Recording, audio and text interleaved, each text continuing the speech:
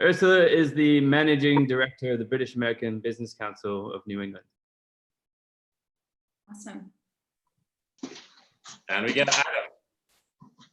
Hey, how's it going, guys? Just jumping on. How's it going? Good, good. How are you? Yeah, Thanks I'm not bad. Thanks for joining us, Ursula. Ursula is the Managing Director. Sorry, that's British American. I just started a live stream on YouTube, so that's why. Oh, wow. So Adam is a writer and a comedian. Is that right to say, Adam? Almost. Do you know? So I'm the creative director of a company called White Label Comedy. So I'm not a comedy writer, but I have a fuck ton of them in my back pocket. So what we do basically is resource brands with comedy content. So yeah, it's the simplest way to think of it is I'm a comedy writer. Certainly that's what I deliver people. But yeah, interesting times for comedy right now. That's exciting, Adam. We actually were talking to Rich yesterday how to make it more fun today's experience. You know, how to inject humor. Well, so I can't promise. And then we'll ask you to give us feedback so we can make it better next time. Sounds good. Well, I can't promise to have any jokes to wheel out, but certainly I might have some thoughts. Oh, you're good. You're good. So we'll ask our guests to tell us funny stories and make jokes. So ha, perfect. So you're not in the spot. No worries. All right. So we have Helen. Hello. You're on mute, but that's okay. Yeah, we're just testing. Oh. Hi, Helen. Thanks for joining us. So Helen was on, it's not a trade mission, right? You can't call it a trade mission, to the US a few months ago. February. And I don't know if you want to explain what that trip was real quick. And so we spent the week at Babson College doing lots of learning with a company called Enterprise Made Simple from the UK, and we attended lots of networking events and just kind of got a flavour for you guys and how things are different, and done lots of learning, and it was so much fun. That was great. All right, so Rich, what do you think? Should we start or give Fox a couple more minutes to join? I mean, I think we probably should just go ahead and start. I'll just also James Lane is here. James, he's also lives in the UK, and I don't know if you want to introduce yourself at all, or you're welcome to. Sure. Yeah. I mean, you've covered pretty much all of it. My name's James. I live in the UK, and I run a digital skills training agency. So I'm a nerd. Well, a lot of people on this call can relate to that, James. You're in good company here. Excellent. Yeah. Safe space. All right. Yeah. So let's then. Oh, I like how it started, guys. So we don't have a script. I mean, we were thinking about sequencing. So and the roles. So we had that covered, but it's really great to see that we are making it work as a kind of conversation. It's not just someone from outside talks about our experience. So we'll keep it this way. So we'll have maybe kind of first half of this hour learning from the experience of Kim and Lorenzo, who by nature of the allocation, let's say, have had a longer exposure to what we are here in Boston and you folks in UK are experiencing right now. So that's why we have this list of questions that Richard has posted on LinkedIn, and then the second half of this meeting we'll dedicate to you. So we'll open it up for questions, and we'll try to make it as interactive as possible. How about that? Sounds great to me. All right, Rich, to you. So just a quick rundown of the British American Young Professionals group. We do kind of a series of roundtables throughout the year. And this was kind of our new approach to kind of keeping up that roundtable, and also keeping up the community that we've built, and also expanding it. So this is our first kind of webinar and live stream, and it's actually kind of broadened the group a little bit more to be able to reach out to, in this wild time that we're in. We're actually able to reach out to more people, which is interesting. I think, and so Andre and I are both co-chairs along with three other people of the Young Professionals group here in New England. And I think if it's all right, if I will let our host Kim and Lorenzo just introduce who they are and a little bit about their background, and then we can start asking some questions from there. Kim, do you want to start? Sure. As Richard said, my name's Kim. I am currently living in Los Angeles, which has been hit pretty well or pretty badly by COVID-19. I've been working from home since August last year already. I work remotely. I'm a science consultant, which basically means I help biotech companies build their scientific pipelines, getting any type of asset or drug they have towards clinical trials in patients as soon as possible. And anything I do in that space is extremely varied. My clients are extremely varied. And I'm quite flexible in what I do and where I do it from. I'm often on the road for conferences, making relationships there, and then taking the work back, lots of business development. Awesome. Pretty sure I'm muted, but yeah, we'll take it. Thank you so much, Kim. Lawrence, what about you? Yeah, my name is Lorenzo, of course. Actually, I have started and run with colleagues a very small business here in Italy, which is a small startup. We actually, our mission is to replace single-use plastic cups in large events with flexible, indestructible cups like this, which have a particularity because each of our cups have a tag, an NFC tag in the bottom, which identifies the cup. So when you reach the place where you're actually enjoying the night or the day, you can read the tag through the application that we develop, and accessing a lot of things, a lot of fun things that you can do. You can interact with the people also at the event. You can buy drink, skipping lines, can receive information and updates, while you count how much plastic you're saving. Every time you drink, we can actually communicate to all the world that we're actually saving a little piece of plastic. So this is what we do in life. And usually we're used to do it, me personally, wandering around between the factory, customers, financial activities in general, so banks and investors, and of course events. So we work in events. We were used to work into large events. So now the life is quite different now. Yeah. A month ago started quite a new type of life, a new deal. Exactly, guys. So it's exciting to see that both of you change the world, to make it a better place from different angles. So that's great. And it sounds like you've had a great deal of experience working from home before even this whole mayhem started. So my first question to you guys is, what is different now compared to how you worked from home before? Sure, shall I take that first? Yeah, go ahead. I think that the biggest difference for me is that just knowing, there's two big differences. One is knowing I can leave my house normally. I can work in coffee shops. I can meet up with friends and work together. Whereas now, of course, that isn't a possibility in Los Angeles at all. That's one big part. The other big part is how that affects both my social environment and my clients, that they also can't do that. And I think that's a very big part of the change right now. Is not just work focused anymore in terms of get the deliverables, meet the milestones, finish your projects, but now it's also reach out to others. Are they okay? Social isolation, of course, something that affects the human species a lot. So I do take extra time out of my day to reach out to friends, to reach out even to clients, see how they're doing. How can I help out with this environment right now? Do they have any additional needs I couldn't have foreseen otherwise? So I think that's a big difference for me, is that I know that I can't leave my house and that my clients and friends and family can't do it either. Right. Thank you, Kim. Lorenzo, how about you? Actually, our office is the house. So because we don't have a lot of money, we're 3 people. We live in a big loft, in a big open space, which is here. So on the lower floor, it's the office. On the upper floors, it's the rooms. Actually, it's already a month I'm alone because my colleagues are back to their own houses. But actually, it's quite different. It's the same place, same exact seat where I sit is actually where I usually work. It's my office, but it's very different because in a sense, we do not have the chance to receive some empirical answers to our theoretical questions. So would this new design or this new ink work on the cup, which is one of the things we're actually developing now? We don't know because the factory is closed. They cannot open. Will this client or customer love this kind of proposal we want to do?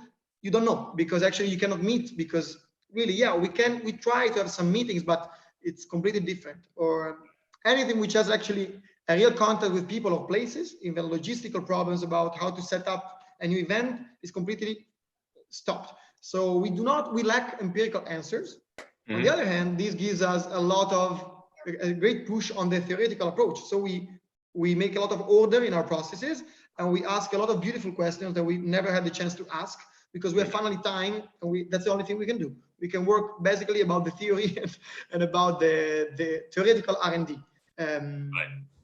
It's quite different, yeah. So that brings us to the second question about, things that work and things that do not work for you when you do things from home. So can you maybe list a couple of things on both sides of the equation? So for me, it's been a pretty much understanding of what time of day works best for me. When am I most productive? And for me, that's in the mornings. And that's good because I live in Los Angeles and I have a lot of clients on the East Coast. So I try to get a lot of my calls in the morning because I know that will be I'm most productive then anyways. I get a lot more done. And I like starting my day off very, very functional. So understanding what my most productive times are in my day for myself. Then it comes down to two other things. It's location and timing. So instead of allocating time or setting time away to finish a deliverable or to think more of the goal-oriented, this has to get done, I tend to do more of, okay, I'm going to spend 2 hours on whatever it may be. It doesn't have to be done by that time, but I wanted to spend this amount of time. And I find that because I'm not focused on the output as much, I'm just focused on spending time on it, things get done a lot faster. And it's a lot less stress toward me to when I don't make it, or when I do make it sooner, it's even better. So it's more time allocation than it is focusing on a deadline or focusing on something that has to get done. The other part is space allocation. I work in my apartment now. I used to work in coffee shops and my apartment. And for me, having a location in my apartment where I can work only helps. I do not work at the kitchen table. I work at my desk. But that also comes into the play of things that don't work for me. Working at my desk and then watching YouTube does not work for me. So things like those types of distractions, I really push those away to the other spaces. So that goes to my couch, that goes to my kitchen table. So I'm really trying to keep a space that is really allocated for working. And I think that's been very helpful for me to get things done in a more productive sense from home alone or home and not working outdoors.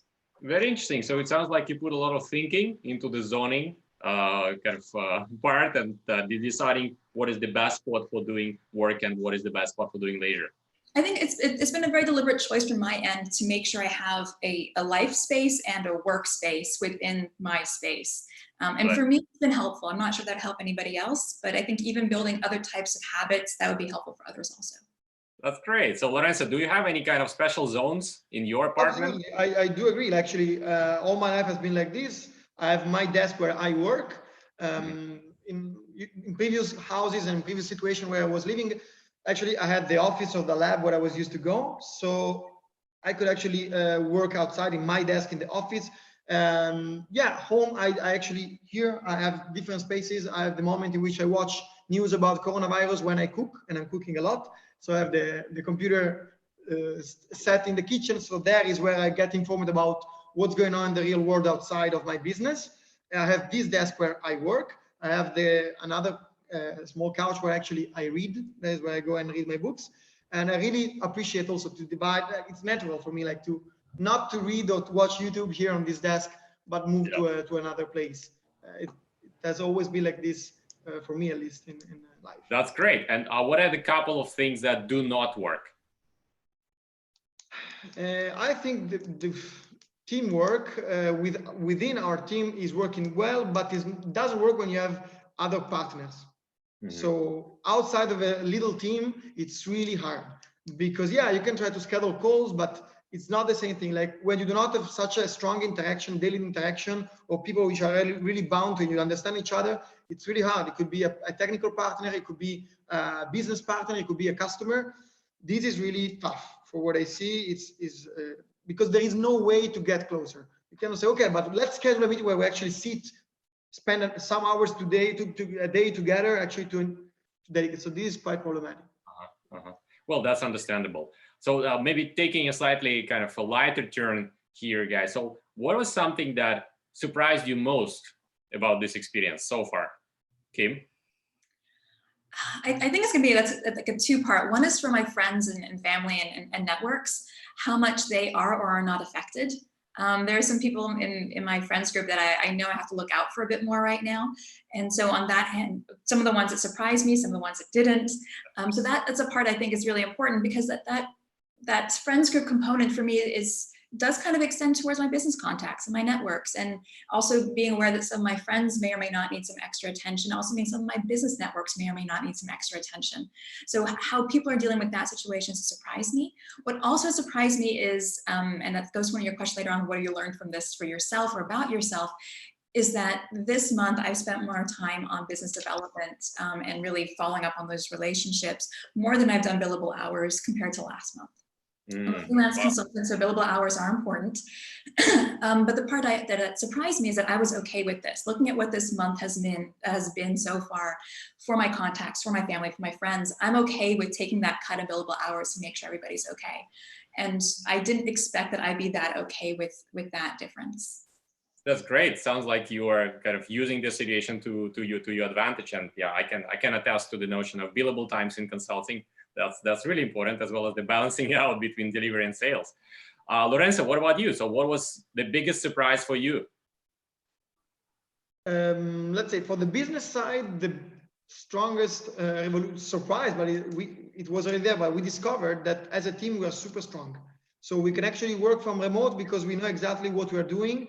We know how to allocate time to actually share ideas and decide how to operate, and then the execution is perfect. So I think it's, in some respects, even better than being here, because we do not interfere one each other, because it's one big open space.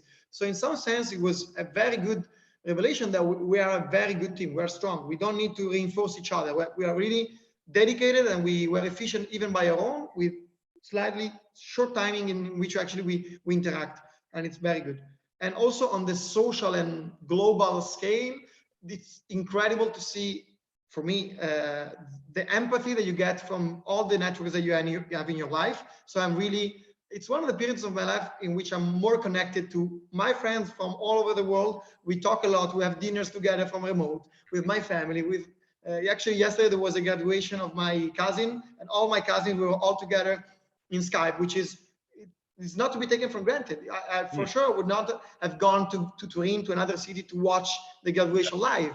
So it's really powerful. And also on the national level, I've never seen, except for the World Cup, Italians feel so Italian.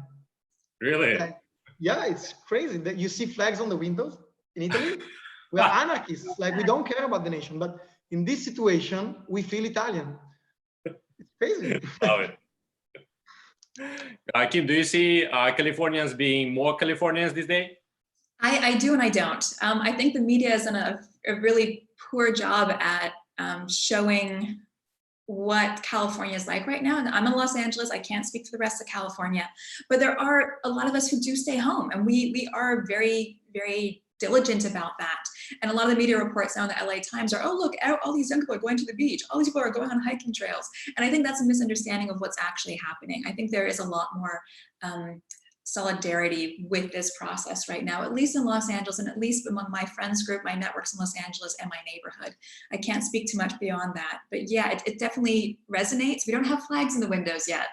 I don't know who would deliver those at this point, because everything's pretty much on lockdown. But I love that Italy is doing that. That makes me feel really nice. That's a great point. So any fun stories or any anecdotes that like happened in your life, in your interaction with people, like setting the memes aside? I think that we've had plenty of those in Twitter and other channels. So I'm trying to fish for some authentic stories that you maybe haven't shared yet with the community. I think in my case, it's mainly just the general working from home idea that a lot of people don't fully understand, which is fine. It's different for everyone. But that I'll hop on conference calls with people around the world. And of course, different time zones for them, but because I like to plan my morning also because of the time zones they're often in. Yeah. Even when it's their evening or afternoon, I'll hop onto a teleconference call and always say good morning, because it's morning for me. And that's something that I keep getting wrong the entire time. And it's too early in the morning to get the time zone right. It's early enough for me to be productive. Yeah. So that happens a lot. And then a lot of my friends tend to ask, because a lot of these conversations are on Skype or on Zoom, or the top part of people like, are you really wearing pajama pants or not? I get that question a lot. I will not answer that question, but I get the question a lot. Lorenzo, how about yourself? Well, I think a funny thing that happens here is that I live in basically in a neighborhood which was once a factory, one big factory. So it's close neighborhood. So we feel like in a village, and there is a lot of housing like my unit of a lot of young people mainly. And last weeks were actually beautiful days, like it was super sunny and amazing.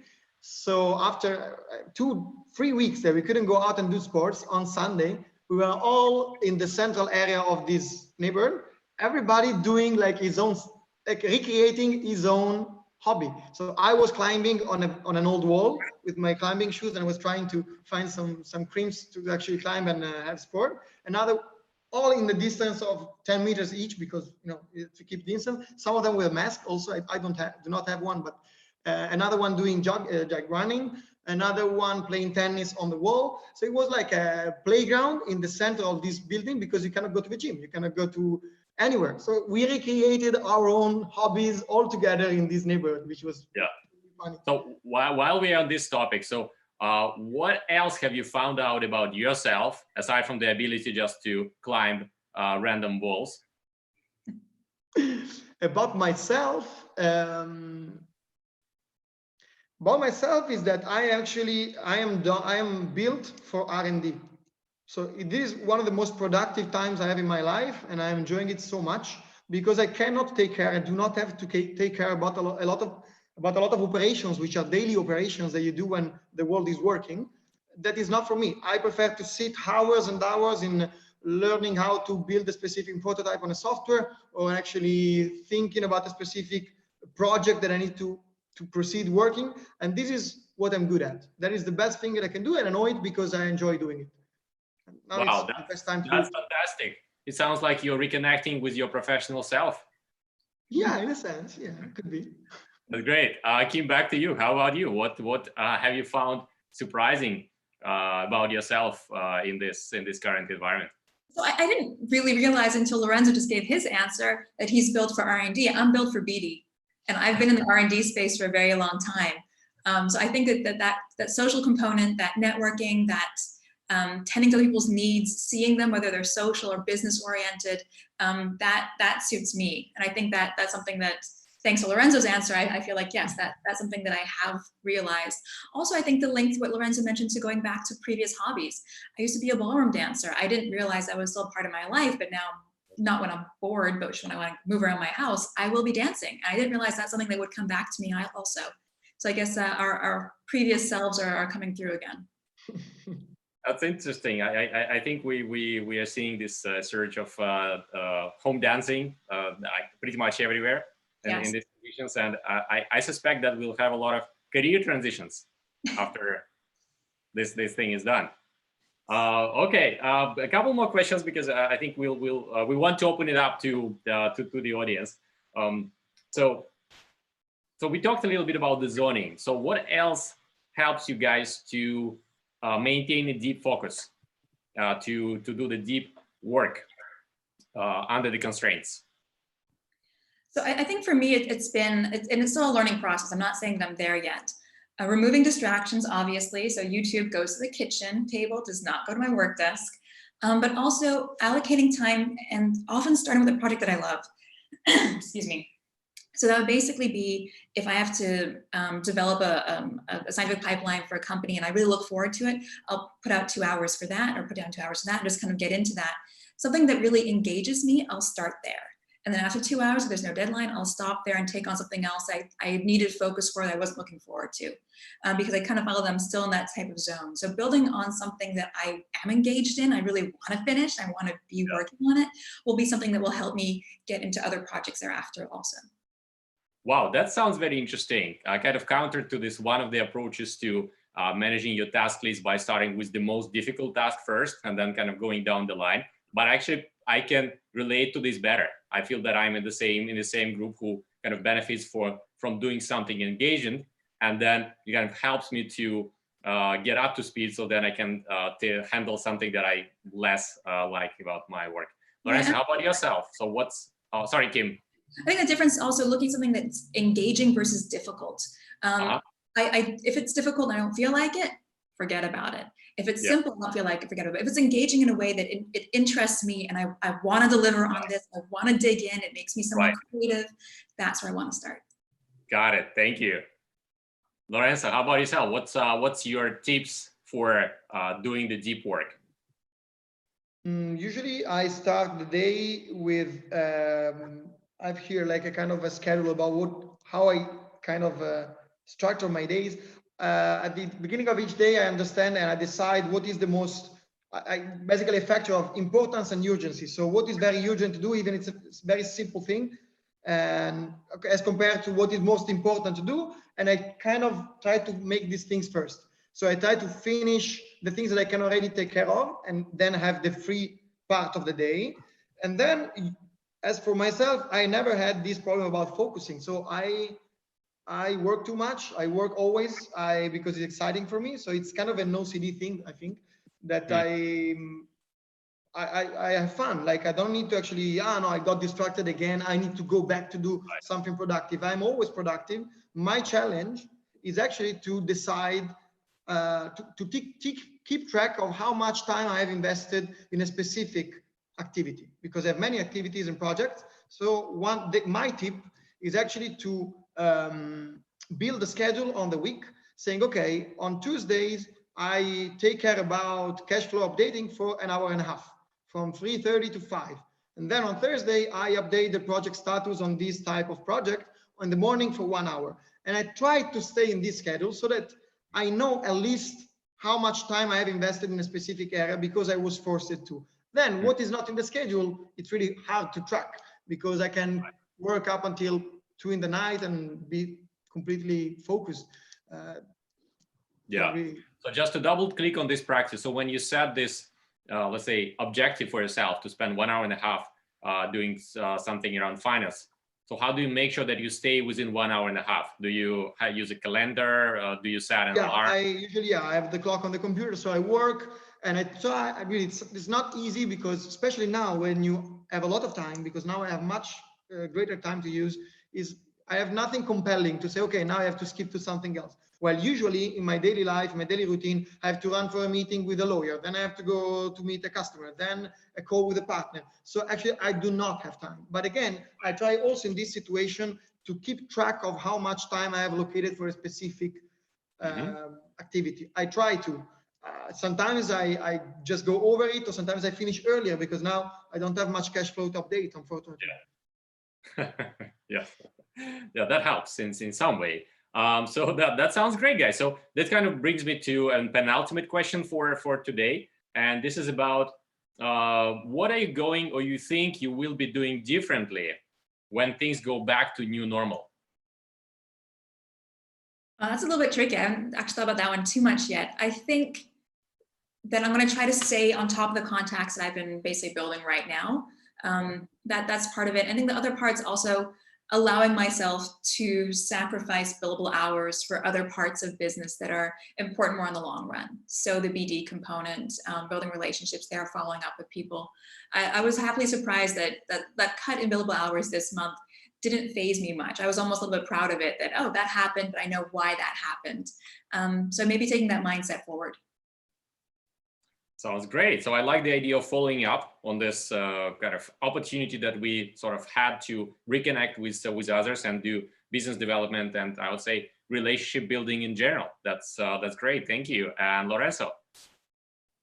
For me, what I will bring out of this coronavirus, I think it will be I will try to substitute a lot of meetings with emails or video calls, because in some respects you can do it and it saves a lot of time and fuel and CO2 in the atmosphere to go out with your car to meet people when it's not necessary. And it's very important that, at least in a country like Italy, which is not really digital, we had to learn this. So seems like 65% of the activities now open in Italy are working in telework, which is amazing. Like it's a revolution. So I will try to work on this revolution even after, because it's really saving a lot of energies for all of us.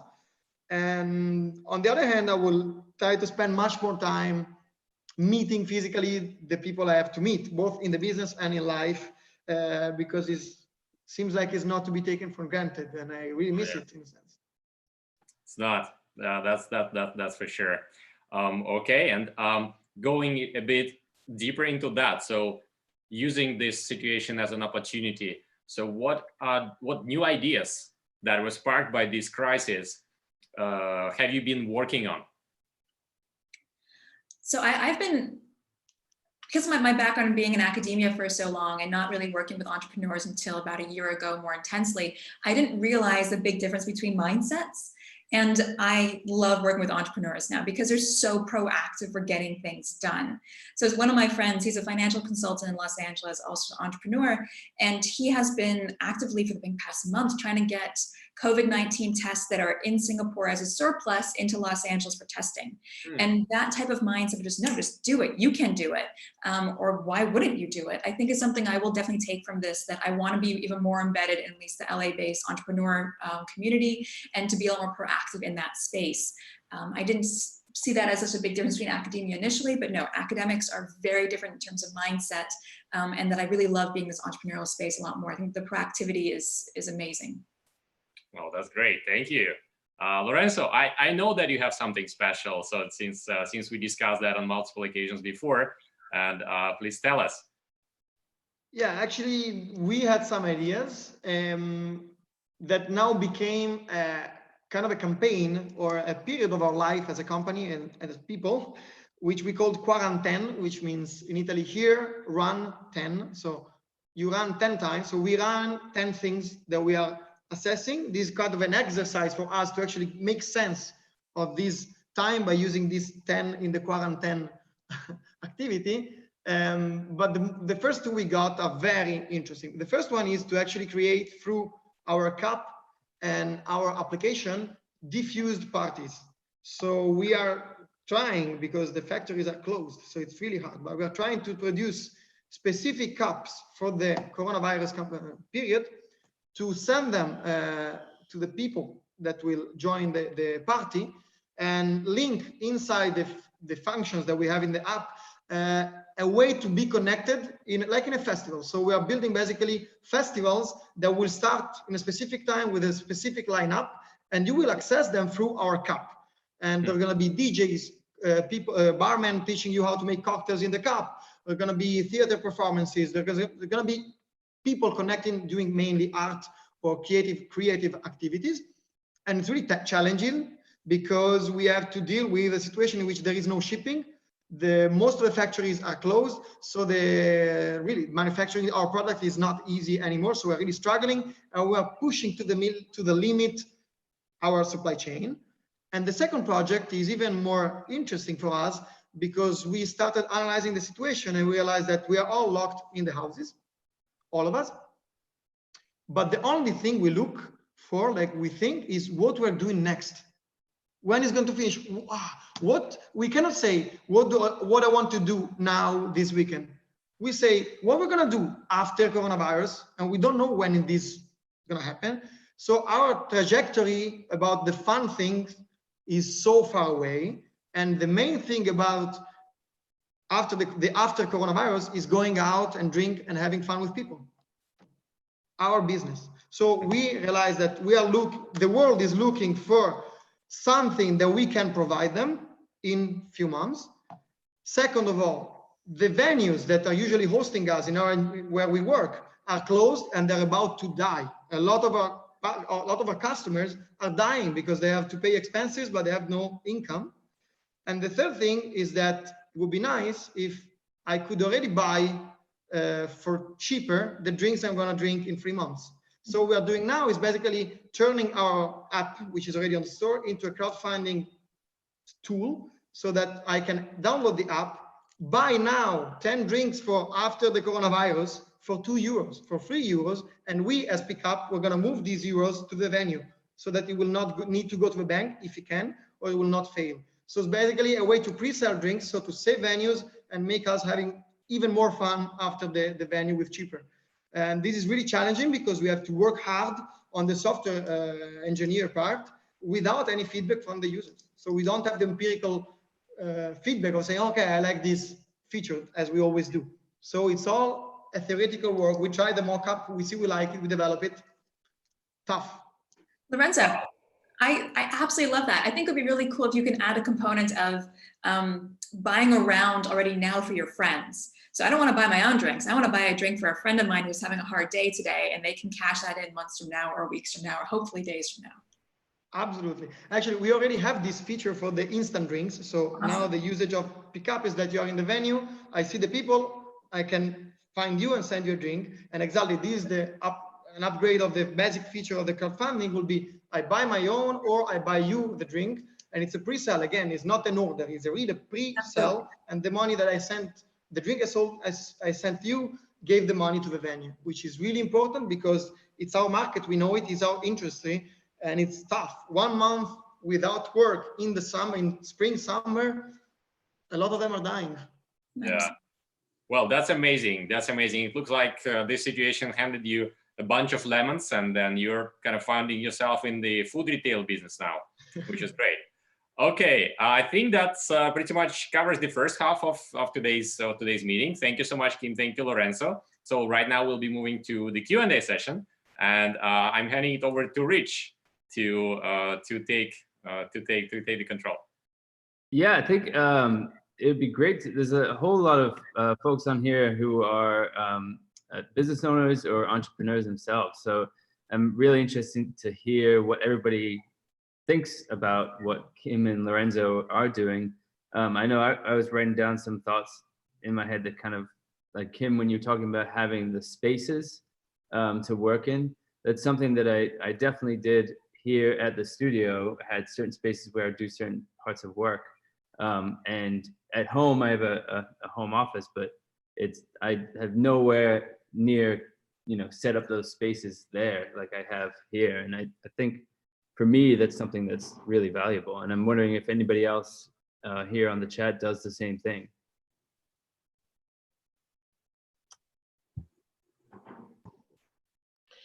I've got an office, and I literally have that space dedicated to working. I can lock the door. To relate to anything else that's been discussed, I have 4 children, so this has been quite a challenging time for me because I'm at home trying to work with 4 children ranging from the ages of 12 to 2. So whilst I can shut and lock the door and trap myself away in this office space, it can be quite challenging, to say the least, because I've got them banging on the door, Mum, can I have this? Mum, can I have that? And yeah, so it's been good. I'm also quite productive in the morning, and I've been finding that I'm getting up earlier, so that I can get up, go downstairs before anybody else is awake, and spend that time, being productive. So that's really, really been helping me. And like with what Kim said, I start with things that fill my cup, basically. So I start with my morning gratitude. That's my first thing that I do, just to get my mindset in the right space to then be productive and be grateful for the things around me that I have right now, rather than the things I don't. So that's something that I really, really, I start with my gratitude in the morning. Then I write a little bit of a journal about how I'm feeling, any emotions. So I'm kind of getting anything that's going on in my head, because at the moment, I don't know about anybody else, but I felt like I've been on a bit of a roller coaster in my mind with everything going on, and it's all been so quick, and I can't really put any reason to why things are happening. So I've got a lot of whirling around in my head. So if I journal it out, I'm kind of just brain dumping, and that helps me then process and understand things a bit better, so that then I've kind of left that to one side, and then I can be productive with whatever needs to be done. So they're my kind of, that's where I'm at the moment, with doing what we're doing. We have a holistic academy network, so we're in the holistic side. Helen, I think, is also on here as well. Helen Bartram's one of my business partners. So ours is networking. So obviously we haven't been able to network you know, face to face. Now, I'm very much a connection person. I like that physical connection. So I've struggled quite a bit because I miss that so much right now. However, it's been good in terms of there's been things that we needed to get done, but because we're so wrapped up and so quick and we wanted to go so fast with everything, we've got so wrapped up in the physical and actually being productive elsewhere in other parts of the business. So more online, getting online platforms set up, getting content onto those online platforms we've been able to do. So that's been quite good. We've set up other groups and things as well. So, and we've opened a space up for people to share how they're feeling, share their emotions that they're feeling at this time.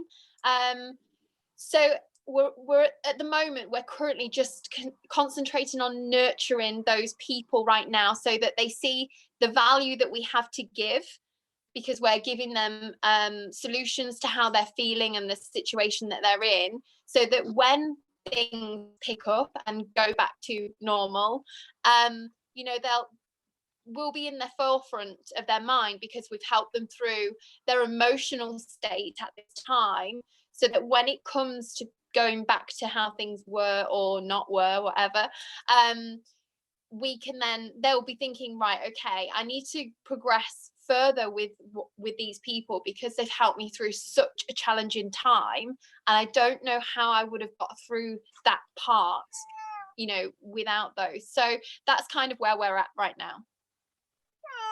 Actually, is with your family, are they more, I guess, do they understand about you having to work and closing yourself off and stepping away from them? Yes, they do. Obviously, Teddy is my youngest. He's 2, and he's still very, very needy. I mean, I work anyway with him at home, and I do homeschool my eldest anyway. The only difference has been the other 2, so the 2 middle children are off. And it's been trying to get to grips with having all those ages together, because Toby, who's homeschooled already, has a routine. Teddy, who's just joined me, so you'll have to excuse me, has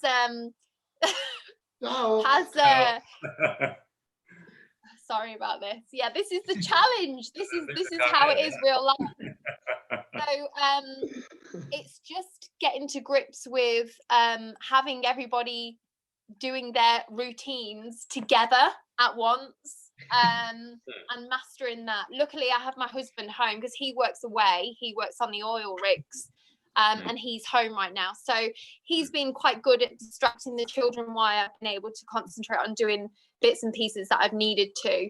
But yeah, it's been challenging, I'm not going to lie. But equally, whilst it's been challenging, I've thoroughly enjoyed it, and secretly I've really been craving this internal isolation for quite some time. So it's actually helped me in a personal way as well. So yeah, it's been good. On that note, there's one thing that Lorenzo brought up earlier, and that was kind of getting away from thinking about what's happening right now and what are you going to do next, what's going to happen in the future.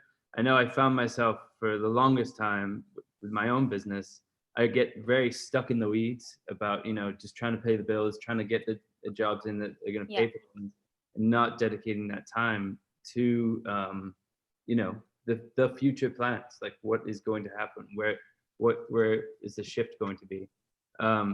Does anybody else, have you done that shift and been thinking about that more, or are you still kind of stuck in, I have to pay my bills for my, you know, my office or whatever it is?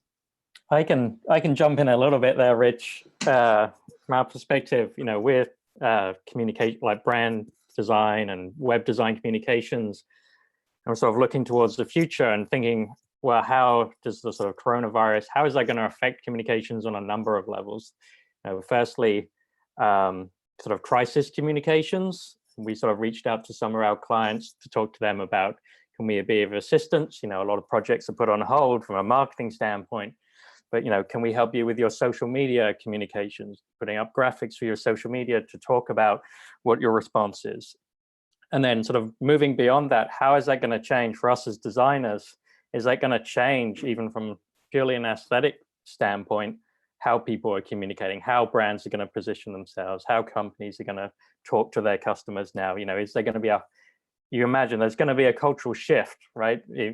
Political, cultural, everything. So sort of how can we sort of help companies in that way and sort of change our business model a little bit to sort of take that into account?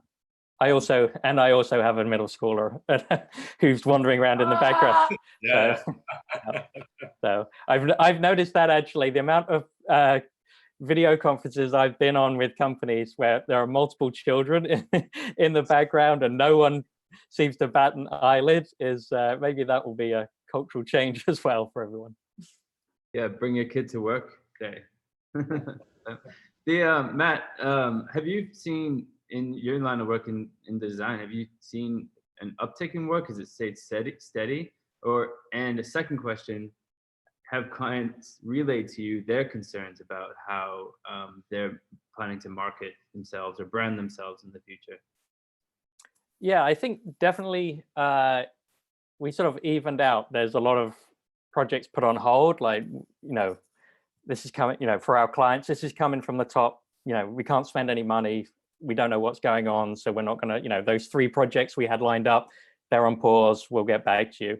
But then there are other companies where they are approaching us and saying, like, how are we going to, you know, how do we communicate this? Can you help us out with this sort of stuff? You know, some graphics for our email that's going out and things like that. In terms of long term, how that's changing, I think that's yet to be seen. I think it feels like sort of the world collectively is sort of holding its breath, and that sort of is going to pan out probably over the next few months. So it's probably even. Our business is probably pretty even. I'd say where we have gaps, where we have spare time, I'm doing a lot of stuff. I'm a big fan of the Headspace app. So sort of follow on from Natalie, I do a lot of mindfulness, but also we're using it as an opportunity to sort of grow our skill set as well. So me and my business partner are both where we have downtime and now trying to use that to sort of, okay, I'm going to learn this skill online that I don't yet have and I want to build, and actually position us, oh, now our breadth of service is going to be even bigger. Yeah, that's a big thing that I've heard with quite a lot of people actually that are trying to stay positive in all this, is that just building those skills, having that time to actually build those skills and work on the self as well. I know there's one thing I was thinking about too as we were talking, Kim and Lorenzo were talking, and just about Lorenzo, you talked about kind of your supply chain, and it also made me kind of think about our own company expenses. And I know, James, you had posted something online earlier about reevaluating subscription services, you know, all these little services that kind of pile up over time. I'm just wondering if people have done that dive into their own businesses on a financial level. Me or to James? Wait. Rich, you're on mute. Oh, I'm sorry. Sorry about that. So I missed what you said, Lorenzo. Look, what we see in our environment here in Italy and in our industry is that the short-term activities, which means, of course, live events or venues, completely stuck. Like we can't plan or operate on any short-term activity. We had to cancel, not we, but the organizers had to cancel a lot of sport events and cultural events. We see, on the other hand, that on the long run, the big clients keep working, and actually it could be actually a good moment to work with them, because this crisis is going to pass. So everybody knows, they don't know when, but if we have some projects which are like determined in terms of 6 months, 1 year projects, and actually there we can keep working in terms of actually commercial contacts. I don't know about R&D. We are very strong in our own R&D, and of course it's a good moment to do R&D. I don't know about other companies or other our customers, if they're actually investing to increase their skill sets or actually to invest really for R&D projects. This, I don't know. I think you have to be very brave. We are lucky because we are very small and we do not have fixed costs yet. We are very cheap. We have a very low burn rate. So we can afford ourselves to invest with the little that we have. But I'm sure that for bigger companies, it's not that easy because they have already paying a higher price of this shutdown. I'd like to hop in on that if that's possible. Yeah, go ahead. Go. So because I'm working in the biotech space, the supply chain right now has been very much altered. The R&D components are not being done in academia or in biotech generally, unless it's on COVID-19. So there's been a very clear switch in the biotech space of what people are focusing on. Also because a lot of the PPE that we're using, the personal protection equipment, is going to hospitals, which is a great thing to do. So I think in the biotech space, there's a different type of supply chain change, which has been definitely affecting our business or the businesses around me very much because R&D is not happening right now. We are, however, focusing on the paperwork components. We're planning out experiments. A lot of national and international grant deadlines for academic labs or for biotech companies have been postponed also for that reason. So it's a different type of shift because I think we're so close to COVID-19 and also being potential helping in COVID-19 prevention, understanding, diagnosis. Mm-hmm. Does anybody else have any, just I kind of two questions that I wrote down on the top of my head before we kind of wrap things up or move things to open questions or whatever, but does anybody have any tricks that they use to manage their time or picked up on things that Camille and Lorenzo said? I know for me personally, I thought I would have more time, but I end up just running out of time every day. And I don't know why that is, but I think it's I can jump in real quick on just very quickly. I'm a big fan of Pomodoro technique. I don't know, some people do that. So the 25 minutes on, 5 minutes off 4 times, and then a half-hour break. So I'm a big fan of that. That's a great one. So I learned about Pomodoro technique from a course on Coursera, learning about learning, and I really enjoyed like the way they structured it, and they gave a lot of helpful tools like the Pomodoro technique. And since a lot of people are trying to ramp up their skills, consider this one. I think it's one of the most popular one on Coursera. I do a similar thing with not the Pomodoro, but I have a time tracker that's on my laptop, and where I found that I get stuck is that, you know, I'll switch tasks so quickly. And this thing, it seems kind of very cheesy, but it works very well for me because I'm very easily distracted and things like that. But it's a little device that when I turn it, it's set to different parts of my, you know, what I need to do. So if I'm doing editing, I can turn it over and I can add a note about the client or doing emails or whatever. But because it's so tactile, it just works really well personally for me. Where did you get it from, Rich? The magical power of Instagram ads definitely attracted me to it. Just Instagram, it knew that I had issues with time tracking, obviously. So. And how do you call it? So how do people find it and, you know, order it through Amazon or whatever? I forgot what the name of it is. It's called Timular. So TIMEULAR. And it also can link up to your other time tracking software as well. So you can enter stuff in manually and then also use it physically. And I like it. It's good. Another question that was brought up earlier, and Andre and I have been talking about this, about, you know, how do you stay positive, and are there any fun anecdotes or things that happen to you while working remotely? I would love to hear what other people say, but I'll just say a story that happened to me was when this was all kind of going down in here in Boston, at least. I had a whole series of shoots lined up, but we had one here at the studio, and the client was kind of umming and ahhing about whether or not we should do the shoot. And one of the suggestions that they thought of was that they would have all the contractors that were on the shoot. So, you know, our team, the crew, the talent, the stylists, all come to the studio and work while they would direct remotely from Zoom. And I was like, I don't think that's going to work, but you know what? Why don't we do a test the day before? Because I'm pretty sure it wasn't going to work, and it did not work. It was terrible. But what it was is an opportunity to get the client on the call to talk about this. And there was 5 people on the call, including myself. And it was about 20, after we did this test, it was about 20 minutes of people saying nobody wanted to be the bad person. You know, no one wanted to call the shoot off. And everybody was very delicate about it until someone said that the shoot wasn't actually, there was no time deadline for the shoot, so it could happen anytime throughout the year. And I was like, all right, well, let's just cancel the shoot. And I noticed everybody just started, as soon as one person said, let's cancel the shoot, everybody followed, canceling the shoot. And you could kind of like feel the relief that visually from everybody.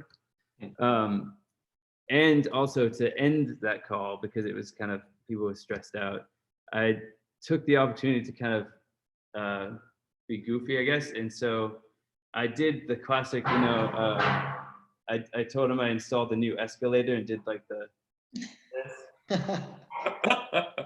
As I did that, I landed on my knee and just really hurt my knee. So I on my knee was in pain, and I just had to fake that I was like, yeah, talk later. And afterwards, I was in horrible pain from my little stupid camera stunt. But yeah, stunts are tricky, right? Yeah. I don't know if anybody else has had, I don't know, a funny moment, and if not, that's fine. But I'm happy to share one. So I'm so jealous of you guys all describing your very boundaried lives right now. So I've got 2 children at home that I'm homeschooling and literally just trying to sneak into a little corner and get work done as and when I can. So I'm grateful the sun's shining because they're outside now.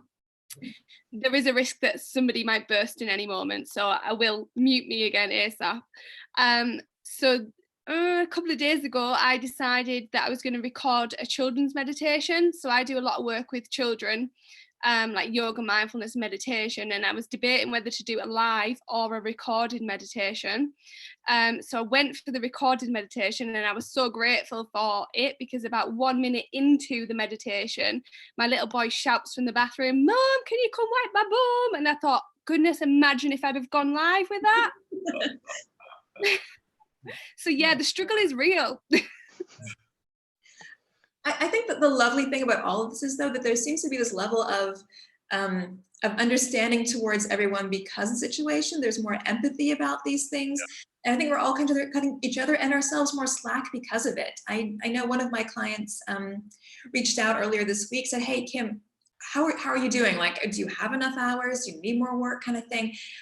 Someone else, we missed a deadline, sort of. The deadline was pushed, and it's just like, oh, but of course we missed it now. It's no big deal. I think that understanding towards each other and then for yourself is something that we're all learning or getting from this experience, I think is really great, also in a professional situation. Yeah, I hope we are just getting more and more accepting of each other's, you know, ourselves and the others, just seeing each other as a human being, right? Because in the office setting, we all kind of put up a persona. So we want to be seen as someone, right? So now that we don't have to pretend because we are at home, right? So there's a different code, I would say. So it actually producing I would say a healthier environment somehow. It's kind of a paradox, right? So we're living in this sick time, but we are somehow getting healthier as a society. I hope that's. I agree. I think we're starting to see each other as human beings and not just robots doing a job. Yeah, totally. Thank you. Thank you for sharing, guys. Anyone else would like to share? Because I think we'll have to wrap up in the next couple of minutes. I can tag on very quickly onto that, just to sort of the human side of things. I think one of our big clients is in the travel industry. And so obviously their entire year is gone. And we just reached out to them. We didn't even do the, like, we can help you with crisis communications or anything. We just said, hey, just thinking of you guys, like in the travel industry, this is going to be a tough year. Like we'll be here when you're ready when you're ready, kind of thing. And like our direct contact wrote back, but even like the president of the company wrote back and was just like, yeah, we're fine, we're going to get through this. But then sort of offered us advice like, hey, stay lean, stay small, we're all going to get through this together. And so it's a really interesting dynamic where you have sort of everyone sort of helping each other, sort of supporting each other, just even from a sort of human side of it. That's Wow. great. I actually say one more thing. So I think it was last year when I started using Zoom, where I actually, did the subscription for it because I needed to for one specific client. But then I began to use it in my work for getting jobs and bids and communicating with potential clients. And I noticed a big change in the number of jobs that we would actually get. And it made a big difference, actually, you doing this face-to-face communication versus over the phone. And it's I guess something that I'm just going to continue to do. But one thing that popped in my head of what Matt was saying is that I actually might go to previous clients and see if I can sit down with them and ask, how did the shoots go? How did the project go? How did the whole the post-production go? And how can we do better in the future? And I think that's kind of on the same level of there's time where they may have time now, and you're involving them in that you're thinking about the client and the client's thinking about you. I think I'm also a communication coach for scientists. I think a really big part, what you touched on, is really important, is that building relationships you can do much better visually than you can on a phone. Yes, in person's even better, but there's so much in body language and even tone and gaze of eyes that you can build on and communicate with that you can't do over the phone. So I think Zoom has been amazing in making sure that we can still build relationships and not just maintain them. That's great. Yeah. Does anybody else have last question, last thoughts that they want to spew out there, for lack of a better word? I think it's certainly been quite almost heartwarming seeing some of the companies that have responded, where we've been fortunate, and I think a lot of other businesses have been fortunate to be in a position to extend the hand of help rather than just a commercial opportunity. So we're in a position to actually help a lot of people work from home in a literal sense. So people who we tend to work with, small businesses, sole traders, micro businesses, are really struggling making that connection, and that's literally something we're able to do. We have lost probably all of the face-to-face training, so we have an abundance of time, and so we took it as an opportunity to say, do you know what, if we're all in this together, we can help with that. And that's just a very small piece. I've been looking at lots of other companies doing way bigger, better and impactful things. I think just, as I sit here in my little room banging on the window wishing I could leave, like everyone else, I suspect, it's nice to see that we are in this together. So that's been really nice to see. I would just like to thank all of you for participating. It's been the most illuminating and encouraging hour I've just spent listening to everybody. I have a few comments. I've been working from home for a long time, way before it became fashionable. And I worked from home and had a small child as well. I found that the easiest thing to do first thing in the morning is get yourself into a routine, get dressed, don't hang around in your jammies, get into a space that's designated for your work time. And as all the other hints we've already talked about, but I have found this current time now is people are very much in need of hearing other people. And I'm spending my time reaching out to all our memberships just to talk to them. And I find that people are calling me just because they want a human voice to speak to. They know that I can't fix everything, but the fact that somebody's listening to me, so I'm very encouraged by the last comments about the fact that we were helping each other. And as a final comment, I'd like to say, think about water. Water always finds a way of getting around obstacles one way or another. We're all going to get through this together. And we'll find a way through this, and I think it's going to be and then society that's going to emerge out of all this. So thank you all for being there very much, and thank you, Richard, for pulling this together, and thank you to our speakers. Thank you so much, Ursula. That's a great metaphor with water. So, Rich, what do you say? Shall we call it a day? Yeah, I think so. Yeah, thank you everybody for being on the call. It benefited me, and I hope it helped everybody out as well. If it's okay with everybody, I would love to share the context to everybody who was on this call with each other. That way, if you have any questions, you can all follow up with each other. Perfect. Thanks, so I'd Richard. like to Appreciate thank you, our guests. Thank you so much for making time for this and then sharing your expertise. I personally was learning a lot and making that a lot of notes. And I love that we are feeling more connected and we are learning from this experience together.